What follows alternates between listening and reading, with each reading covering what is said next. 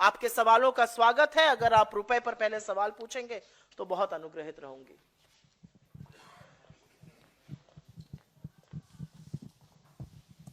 रुपए पे आपका जी।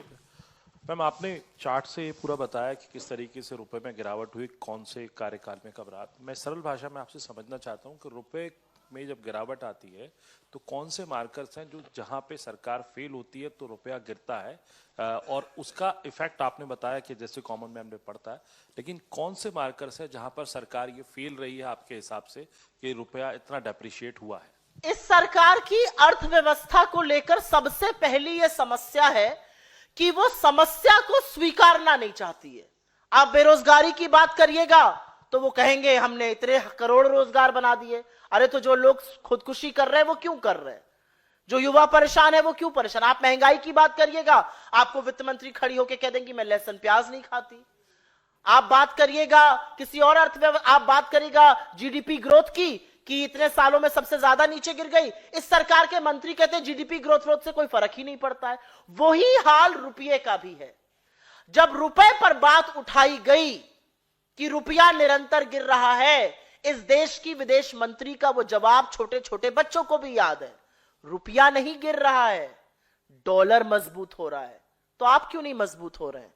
ये तो वही बात हुई, मोदी जी से पूछा गया जाड़े पर, क्लाइमेट चेंज पर, उन्होंने कहा क्लाइमेट चेंज नहीं हो रहा है, बुढ़े होने के कारण हमारी सहन शक्ति कम हो रही है और डॉलर मजबूत हो रहा है, रुपया कमजोर हो रहा है। का कोरिलेशन नहीं है।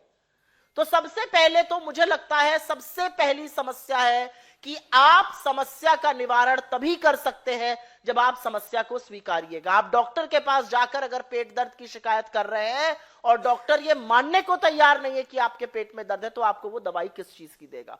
सबसे पहले समस्या को स्वीकारा ही नहीं जा रहा है। दूसरा, जिस तरह से एफपीआईज, जिस तरह से फॉरेन इन्वेस्टर्स भारत छोड़ रहे हैं, जिस तरह से हॉट कैपिटल छोड़ के जा रहा है लगातार, और उस पर यह दम्भ और अहंकार कि हमें फर्क नहीं पड़ता विदेशी निवेश आए ना आए, हमारे डोमेस्टिक ही काफी है। कहां से आ रहे हैं आपके पास डोमेस्टिक निवेश? किस तरह की बातें कर रहे हैं ये लोग? जिस तरह से फॉरेन इन्वेस्टमेंट जो लॉन्ग टर्म है एफडीआई, उसमें भी गिरावट है, जो शॉर्ट टर्म एफपीआई है उसमें भी गिरावट है। और यह एक कुचक्र है। महंगाई बढ़ेगी तो रुपए पर उसका फर्क पड़ेगा, रुपया कमजोर होगा, महंगाई और बढ़ेगी। तो कहीं पर तो सरकार को आकर इंटरवीन करना पड़ेगा। और इंटरवेंशन सिर्फ विदेशी मुद्रा को खर्चना नहीं हो सकता है। और एक बात और बता दूं, 10 महीने में सबसे निचले स्तर पर हमारी विदेशी मुद्रा है। हिंदुस्तान का रुपया साउथ ईस्ट एशिया की वर्स्ट परफॉर्मिंग करेंसी है। ऐसा नहीं है कि सब लोग गिर रहे हैं तो उसमें हम भी गिर रहे हैं, हम सबसे ज्यादा गिर रहे हैं। और ऐसा लगता है कि उनको परवाह नहीं है इस बात की। मैम, जिस तरह आपने रुपए के बारे में बताया, जनवरी 2020 से लेकर 4 साल में रुपए की जो प्रदर्शन है वो 20% गिरी है। इसी को देखते हुए मूडीज ने कहा है कि रुपया जो है दक्षिण और दक्षिण पूर्व एशिया की सबसे कमजोर मुद्रा मानी गई। यही तो मैंने कहा, अभी साउथ और साउथ ईस्ट एशिया की वर्स्ट परफॉर्मिंग करेंसी है। मैंने अपने लास्ट लाइन अपने वक्तव्य की यही बोली थी। मुझे ऐसा लगता है कि नेहरू का दोषारोपण, विषयांतर करना, आप अर्थव्यवस्था की बात करिएगा वो आपको खुदाई कराने लगेंगे, आप बेरोजगार की बात करिएगा वो आपको धर्म रक्षक बनाने लगेंगे, अपने बच्चों को नहीं आपको बनाने लगेंगे। तो मुझे ऐसा लगता है कि अर्थव्यवस्था का जो कुचक्र है, ये सब एक चीज से, रुपया अलग, महंगाई अलग, ग्रोथ अलग, बेरोजगारी अलग, ये कोई अलग अलग चीजें नहीं है। अर्थव्यवस्था का एक ढांचा होता है, वो ढांचा टूट गया है, वो मूलभूत ढांचा टूट चुका है। और सरकार को या तो उसका इल्म नहीं है या उसकी परवाह नहीं है। वो कहते भी हैं मुझे परवाह नहीं है, या शायद उनके पास निवारण करने वाले लोग नहीं है। कोई और सवाल इस पर? जी जी जी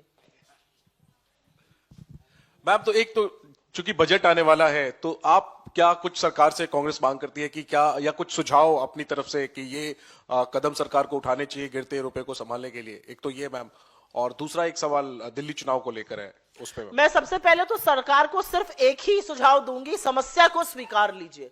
समस्या को स्वीकार लीजिएगा तो जरूर उसका निवारण भी ढूंढिएगा, उसका समाधान भी ढूंढिएगा। दूसरा, मुझे ऐसा लगता है जिस तरह से टैक्स की मार इस देश की आम जनता पर हुई है। जिस तरह से टैक्स की मार गरीबों पर, निम्न मध्यम वर्ग पे, मध्यम वर्ग पे हो रही है, उससे लोगों को जरूर बचाया जाना चाहिए। जिस तरह से टैक्स की से लोगों की कमर तोड़ी जा रही है, इस बजट में जरूर कोई ना कोई राहत आनी चाहिए। कुछ ऐसी चीजें होनी चाहिए जिससे उपभोग और निवेश दोनों बढ़े, जो पूरी तरह से ठप पड़ा हुआ है। आपका दिल्ली चुनाव। मैम, दिल्ली चुनाव को लेकर ये सवाल है कि कांग्रेस के स्टार प्रचारक मैदान में नजर नहीं आ रहे। राहुल गांधी के बारे में बताया जा रहा है तबियत खराब है, इसकी वजह से वो सभाओं नहीं पहुंच रहे। बीजेपी सवाल उठा रही है कि क्या राहुल गांधी चुनाव से भाग रहे हैं, दिल्ली चुनाव से, और राहुल गांधी के अलावा जो बाकी आपके स्टार कैंपेनर्स हैं वो भी कहीं मैदान में नजर नहीं आ रहे। इसके पीछे क्या वजह है? बड़ी अद्भुत बात है। अब राहुल जी कहां कैंपेन करेंगे, कितना करेंगे, कब करेंगे, इसका भी फैसला बीजेपी करेगी। राहुल गांधी जी मोदी जी की तरह रणछोड़ नहीं है, वो रणबाकुर है, और उन्होंने पूरी शिद्दत के साथ दिल्ली में चुनाव लड़ने का मन बनाया है। ईश्वर उनको जल्दी से ठीक करे। उनकी तबीयत नासाज है और उसकी वजह से वो मैदान में नहीं है। लेकिन जो पहला मुद्दा उन्होंने दिल्ली का उठाया, वो हर ओर से आवाज सुनाई दे रही है कि दिल्ली कितनी गंदी कर दी है। बजबजाती हुई नालियां, जो सड़कों पे खुल के नालियां बह रही हैं, जो कूड़ों का ढेर लगा हुआ है, जिसको पेरिस बनाना था, उस वादे से मुकर गए। और जहां तक स्टार प्रचारकों की बात है, हमारे स्टार प्रचारक हैं मैदान में। अभी आपको वो मोमेंटम और बढ़ता हुआ दिखेगा। इमरान प्रतापगढ़ी जी हैं, सचिन पायलट जी हैं, तमाम जगह उन लोग सभा कर रहे हैं। हम लोगों को भी सभा करने को बोला गया। आज मेरी भी कुछ सभाएं हैं, हमारे कई साथियों की भी सभाएं हैं, और फोकस ग्रुप मीटिंग्स भी होती है। तो ऐसा नहीं है कि बीजेपी के कहने के अनुसार हमारे स्टार कैंपेनर्स काम नहीं कर रहे। हम अपने हिसाब से काम करेंगे, बीजेपी अपना घर देखे। हमारा सवाल यह है कि असदुद्दीन ओवैसी कह रहे हैं कि हम आने वाले दिनों में दंगा कराने वाले लोगों को चुनाव लड़वाएंगे, और वो उदाहरण दिल्ली का दे रहे हैं। कह रहे हैं कि हम शाहीन बाग के तारीख को दोहराना चाहते हैं। क्यों ऐसा इस तरह की बातें कर? शाहीन बाग के जो भी आरोपी हैं, मुझे उनकी बेसिर पैर की बातें ही नहीं समझ में आती, मैं इस पे क्या टिप्पणी करूं। ये सब लोग, जब इस देश के एक समुदाय विशेष को गालियां दी जाती हैं, जब समुदाय विशेष के खिलाफ जहर उगला जाता है, जब दिल्ली में दंगे होते हैं, तो ना ये मान्यवर दिखते हैं जिनकी आप बात कर रहे हैं, और ना जो दिल्ली के पूर्व मुख्यमंत्री और अभी सबके हितैषी बने हुए वो दिखते हैं। गुजरात जाते हैं, बिल्किस बानो का नाम नहीं लेंगे। सीए में जो गोली चलाता है उसके खिलाफ आवाज नहीं उठाते हैं। दंगे होते हैं, मौन व्रत रख के राजघाट पर बैठ जाते हैं। अरे आप दिल्ली के मुख्यमंत्री थे।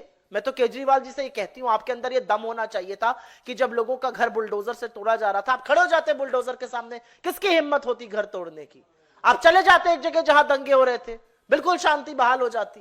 लेकिन आपने ऐसा नहीं किया, और वही इनके दूसरे मित्र कर रहे हैं। जी मैम, अभी खबर आ रही है वक्फ की जो मीटिंग थी जेपीसी की, उसमें से तमाम जितने विपक्षी सांसद थे उनको सस्पेंड कर दिया गया है।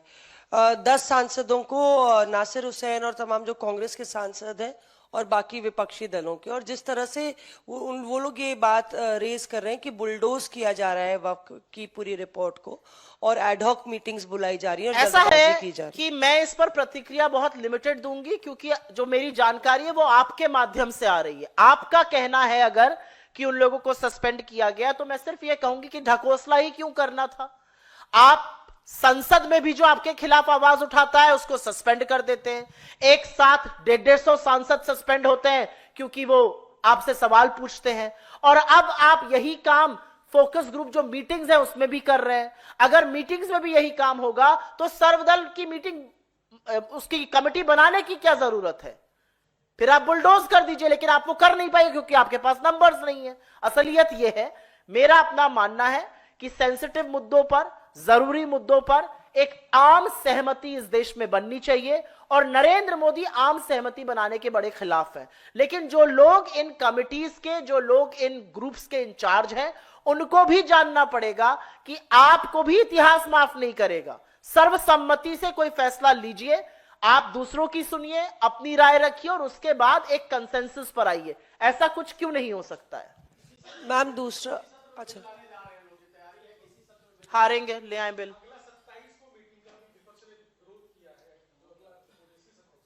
मुझे ऐसा लगता है कि विपक्ष को सस्पेंड करके किसी कमेटी का कोई काम नहीं हो सकता है। फिर उस कमेटी के माने क्या है? मैम एक और सवाल था। अमानतुल्लाह खान के बेटे जो है ट्रैफिक रूल्स को वायलेट करते हुए नजर आते हैं, और इस तरह से बोलते हैं कि मैं विधायक का बेटा हूं, चालान कैसे कर सकते हो। पुलिस ने 20,000 का चालान किया है, उसको लेके प्रतिक्रिया। ये खबरें सिर्फ दिल्ली से नहीं आ रही हैं, ये खबरें इस देश के कोने कोने से आती हैं। कोई अपने आप को मंत्री का बेटा बताता है, कोई उप मुख्यमंत्री का बेटा कहता है, कोई मुख्यमंत्री की औलाद है। तो ये कोई तरीका नहीं है ना। आप आम नागरिक की तरह, जैसे आम नागरिक ट्रैफिक रूल्स को फॉलो करते हैं, आप भी फॉलो करिए। अभी मध्य प्रदेश में नहीं आया था, वहां के मंत्री के बेटे कैसे खुली जीप में सरसराते हुए हर ट्रैफिक नियम को ताक पर रखते हुए घूम रहे थे और उनका अपना वीडियो और रील बना रहे थे।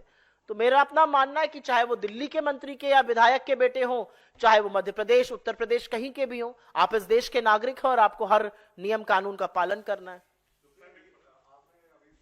कैसे कांग्रेस पार्टी कैंपेन कर रही है और तमाम स्टार प्रचारक हैं, लेकिन जो स्पेसिफिक सवाल है कि कांग्रेस का जो आला कमान कहा जाता है, राहुल गांधी, प्रियंका गांधी, मल्लिकार्जुन खड़गे। राहुल गांधी की तबीयत खराब है, इसमें कोई दो राय नहीं, लेकिन प्रियंका गांधी और मल्लिकार्जुन खड़गे का भी मैदान में नहीं उतरना ये सवाल खड़े करता है कहीं कांग्रेस आला कमान बैकफुट पे तो नहीं है। किस बारे में बैकफुट में रहेंगे हम? खुलकर प्रचार करने में अब तक स्टार्ट भी नहीं किया। प्रियंका जी ने और खड़गे जी मैदान में आए ही नहीं। प्रियंका जी कोई छोटी सी नेता नहीं है। प्रियंका जी कांग्रेस के शीर्ष नेतृत्व का हिस्सा हैं, जैसे कि हमारे अध्यक्ष हैं। और जब चुनाव अभी तूल पकड़ेगा, जब चुनाव मोमेंटम पकड़ेगा, जरूर उनकी सभाएं की रैली लगाई जाएगी। मुझे ऐसा लगता है कि आप गन पाउडर देखकर खर्चा करते हैं। आप छोटी सभाओं में अपने दूसरे स्टार प्रचारकों को बेचते हैं, आप दूसरे फोकस ग्रुप्स में किसी और को भेजते हैं। आप प्रियंका जी, अध्यक्ष जी या राहुल जी का इस्तेमाल बड़ी रैलीज में करते हैं। मुझे लगता है कि इतना फ्रीडम तो कांग्रेस को आपको देना पड़ेगा कि हम अपने हिसाब से अपने नेताओं से प्रचार करा सकें। Ma'am, one question.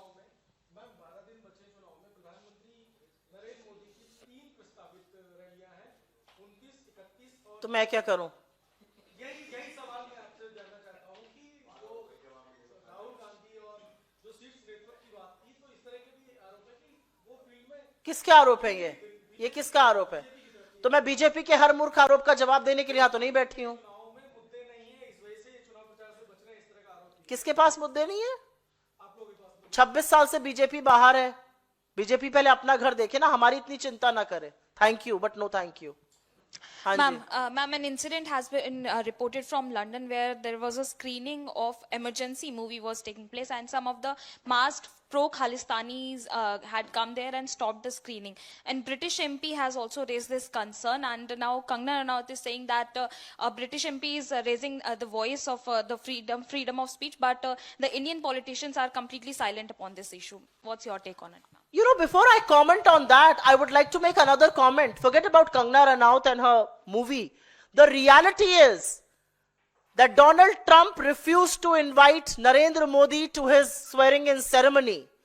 But the inaugural Liberty Ball, we saw Gurpatwant Singh Pannu there, and he was raising slogans on Khalistan, and the reality is that nobody from the Trump administration chucked him out of that room, and not one whimper of objection has been raised by the Indian government. इसके बारे में बात क्यों नहीं कर रहे? और मैं इसको हिंदी में भी बोलना चाहती हूं।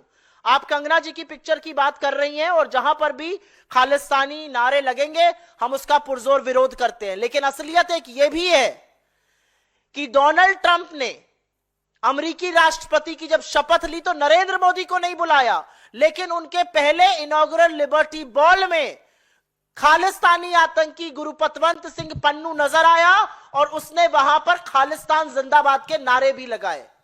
असलियत यह भी है कि पन्नू को उस कमरे से निकालने का काम ट्रंप के एडमिनिस्ट्रेशन के एक अधिकारी ने नहीं किया, लेकिन नरेंद्र मोदी के पूरे प्रशासन, जयशंकर जी के अमेरिकी सॉइल में होने के बावजूद हमने एक आपत्ति उस पर नहीं जताई। यह असलियत है। मैं मध्य प्रदेश में आंगनवाड़ी विभाग कुछ खरीदारी हुई है, जिसमें चम्मच 810 रुपए में, करछी 1348 में, एक जग 1247 में खरीदा गया है। मैं ढूंढ रही हूं, कल गई थी बर्तन के मार्केट कि ऐसी चीजें कहां मिल रही हैं। 800-900 रुपए के चम्मच कहां मिल रहे हैं? ऐसी एक अभिलाषा है 1 करोड़ का पर्दा देखने की, जब भी खुलेगा वो म्यूजियम जो घर बना था शीश महल। ऐसी ही एक अभिलाषा ये भी है कि बीजेपी के राज में 900 का चम्मच मिल रहा है आंगनवाड़ी के लिए, वो देखने की भी अभिलाषा है। बहुत धन्यवाद आप लोगों का।